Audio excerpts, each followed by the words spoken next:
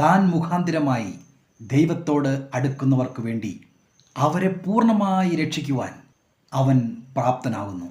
എബ്രായ ലേഖനം 7-ാം അധ്യായം 25-ാം വാക്യം. മനുഷ്യനല്ല, കർത്താവ് സ്ഥാപിച്ച സത്യകൂടാരത്തിൻ്റെയും ശുശ്രൂഷകനായ മഹാപുരോഹിതൻ നമുക്കുണ്ട്. 8-ാം അധ്യായം 2-ാം വാക്യം. എത്ര മനോഹരമായ ഒരു വാഗ്ദാനമാണ്! യേശു മുഖാന്തിരം ദൈവത്തിങ്കലേക്ക് അടുത്തു വരുന്നവർക്ക് എല്ലാ കാര്യങ്ങളും ചെയ്ത് അവരെ അനുഗ്രഹിക്കുവാൻ മതിയായവനായ ദൈവം. കർത്താവായ യേശു നമ്മെ പൂർണ്ണമായി രക്ഷിക്കുവാൻ മതിയായവനാണ്. നമ്മുടെ ജീവിതത്തിലെ ഏതെങ്കിലും ഒരു ചെറിയ കാര്യം ചെയ്തു തന്നതിന് ശേഷം ദൈവത്തിന് അടിമയായി ജീവിക്കുന്ന ഒരു ഭൃത്യനെ പോലെ താഴ്ന്ന നിലവാരത്തിൽ നമ്മെ കരുതുന്നവനല്ല.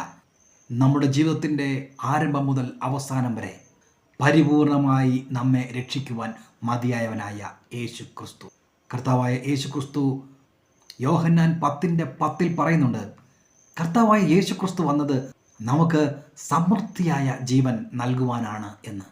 അവൻ നമ്മുടെ ജീവിതത്തിന് പരിപൂർണമായും മതിയായവനാണ്. അതെ, യേശുവിന് അതിനുള്ള പ്രാപ്തിയുണ്ട്.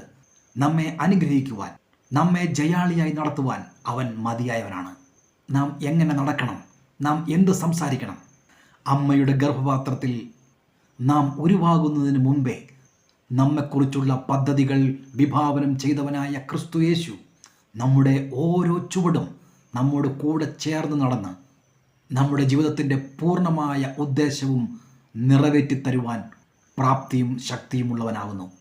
മനുഷ്യനിർമ്മിതമായ ഏതെങ്കിലും ആലയത്തിലെ ഒരു സാധാരണ പുരോഹിതനല്ല, ദൈവം തന്നെ നിർമ്മിച്ച ആ വിശുദ്ധ ആലയത്തിലെ മഹാപുരോഹിതനാണ് കർത്താവായ യേശു ക്രിസ്തു.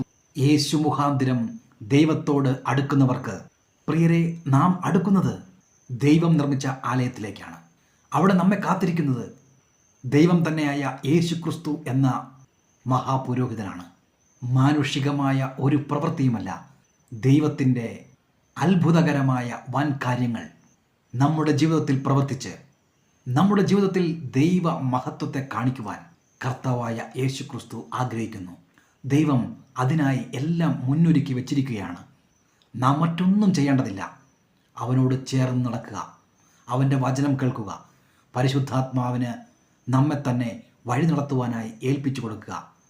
സമൃദ്ധിയായ ജീവൻ്റെ അനുഗ്രഹപ്രദമായ ഒരു ജീവിതം ക്രിസ്തുയേശുവിൽ നമുക്ക് നയിക്കാം.